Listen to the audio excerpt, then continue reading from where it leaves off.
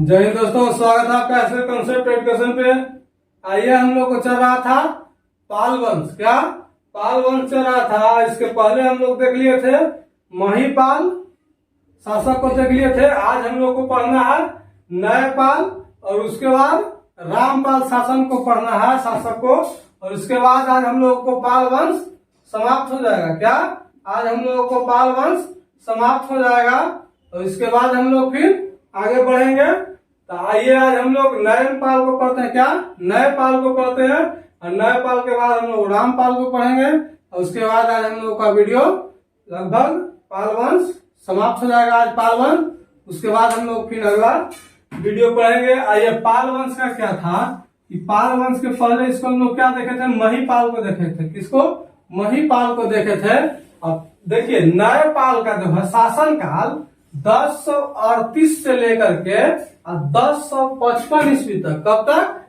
1038 यानी 1038 ईस्वी से लेकर के 1055 ईस्वी तक न्यायपाल का, किसका? न्यायपाल का शासन कहा जाता है। अब पूछेगा क्वेश्चन कि न्यायपाल था कौन? क्या था कौन? न्यायपाल कौन था? तो देखिए, महिपाल का पुत्र था। महिपाल का प्रथम पुत्र था। कौन? महिपाल का प्रथम पुत्र था कौन? न्यायपाल। और उसका उत्तराधिकारी बना। क्या? महिपाल के बाद हम लोग देख लिए, क्या देख रहे हैं? न्यायपाल। न्यायपाल कब से कब तक रहा? तो 1038 से लेकर के 1055 ईस्वी तक रहा। और न्यायपाल कौन था? तो महिपाल का प्रथम पुत्र था। क्या? महिपाल का प्रथम पुत्र था एवं उसका उत्तराधिकारी था। उसका उत्तराधिकारी था। महिपाल क्या किया था कि महिपाल एक युद्ध किया था। क्या? एक युद्ध किया था जो चेदी वंश से युद्ध किया था। किसको से युद्ध किया था? तो चेदी वंश से युद्ध किया था। और चेदी वंश के राजा कौन था? तो लक्ष्मीकर्ण राजा था। कौन? लक्ष्मीकर्ण। चेदी वंश के राजा लक्ष्मीकर्ण से, किसको से? लक्ष्मीकर्ण से न्यायपाल जो है युद्ध करता है। क्या? युद्ध करता है और युद्ध में किसको? लक्ष्मीकर्ण को हरा देता है। कौन हराता है? तो न्यायपाल। कौन? न्यायपाल जो है, जो लक्ष्मीकर्ण को हरा देता है। और उसकी बिजली की समस्या, बिजली चली जा रही है, कटकर जा रहा है, लाइन कटकर जा रहा है, उसके कारण थोड़ा सा हम लोग डिस्टर्ब हो रहे हैं। देखिए, चेदी वंश, किसको? चेदी वंश का राजा था लक्ष्मीकर्ण। कौन? चेदी वंश का राजा था लक्ष्मीकर्ण। और लक्ष्मीकर्ण को युद्ध में हरा देता है न्यायपाल। न्यायपाल जब लक्ष्मीकर्ण को युद्ध में हरा देता है, यानी लक्ष्मीकर्ण पराजित हो जाता है, तो क्या करता है कि लक्ष्मीकर्ण की जो बेटी होती है, क्या? लक्ष्मीकर्ण की जो बेटी होती है यौवनशिरी से न्यायपाल शादी कर लेता है। क्या? शादी कर लेता है। और उसके बाद जो अगला राजा आया था, न्यायपाल के बाद अगला राजा आया था, वो विग्रहराज द्वितीय, महिपाल द्वितीय और उसके बाद सूरपाल। क्या? सूरपाल। उसके बाद फिर रामपाल आता था। रामपाल एक, फिर उसके बाद फिर प्रसिद्ध राजा आता है। और उसके बाद हम लोगों को पाल वंश समाप्त हो जाता है। क्या? उसके बाद पाल वंश समाप्त हो जाता है। तो क्या हम लोग पढ़े कि न्यायपाल का शासनकाल 1038 से 1055 ईस्वी तक रहता है। और ये कौन था? तो महिपाल का पुत्र एवं महिपाल का उत्तराधिकारी था। कौन? न्यायपाल जो है वो महिपाल का पुत्र एवं उसका उत्तराधिकारी था। और ये अपना विवाह जो है लक्ष्मीकर्ण की बेटी यानी लक्ष्मीकर्ण की लड़की यौवनशिरी से अपना विवाह करता है। कौन? न्यायपाल जो है वो लक्ष्मीकर्ण की बेटी यौवनशिरी से अपना निकाह करता है, अपना विवाह करता है। और उसके बाद चेदी वंश का लक्ष्मीकर्ण कौन था? तो ये लक्ष्मीकर्ण जो है वो चेदी वंश का राजा था। और चेदी वंश के राजा लक्ष्मीकर्ण से न्यायपाल का बीच युद्ध होता है। और इस युद्ध में लक्ष्मीकर्ण पराजित हो जाता है। और पराजित होने के बाद उसके जो लड़की है, लक्ष्मीकर्ण की जो बेटी हुई यौवनशिरी, उसको से न्यायपाल शादी कर लेता है। क्या? शादी कर लेता है। और न्यायपाल के बाद फिर आता है विग्रहराज द्वितीय। विग्रहराज द्वितीय शासक बनता है। उसके बाद फिर महिपाल द्वितीय शासक बनता है। और महिपाल द्वितीय के बाद सूरपाल शासक बनता है। और ये चारों या तीनों राजा का कोई भी विशेष उपलब्धि नहीं है, यानी कुछ विशेष काम नहीं किया है। यह सिर्फ नाम मात्र का राजा बना था। क्या? सिर्फ नाम मात्र का राजा बना था। इसी के चलते ये तीनों को हम लोग नहीं पढ़ेंगे, ये तीनों राजा को हम लोग नहीं पढ़ेंगे। यहाँ से कोई भी एग्जाम में क्वेश्चन आंसर नहीं पूछा है। इसका कोई विशेष उल्लेखनीय कार्य भी नहीं है। कोई कार्य भी रहता, कोई एक आध दो भी कार्य रहता था, इसको हम लोग पढ़ते, मगर कोई इसका विशेष कार्य नहीं है। तो आइए अब हम लोग रामपाल पर चर्चा करते हैं। किसके ऊपर? रामपाल पर चर्चा करते हैं। और ये रामपाल जो था, इसका शासन काल 1077 ईस्वी से लेकर के 1120 तक। कब तक? 1120 तक इसका शासन काल रहता है। और ये रामपाल कौन था? तो ये भी महिपाल द्वितीय का पुत्र था। क्यों?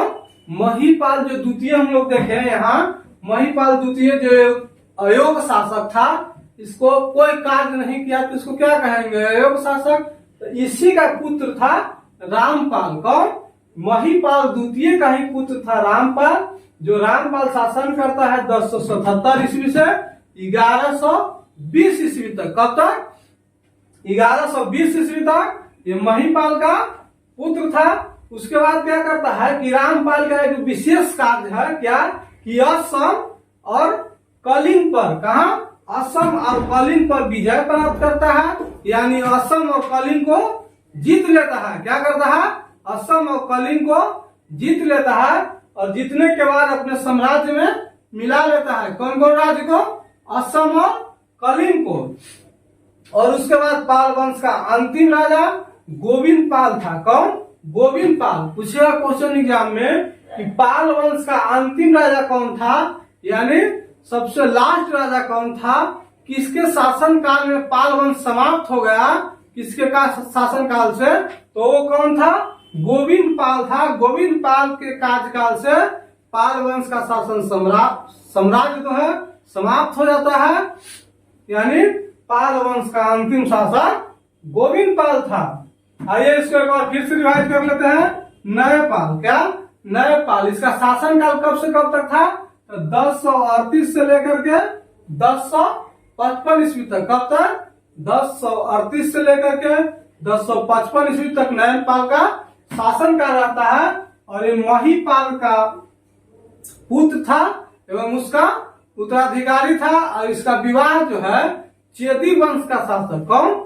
चेदी वंश का शासक जो लक्ष्मी कर्ण था, उसको से युद्ध करता है न्यायपाल।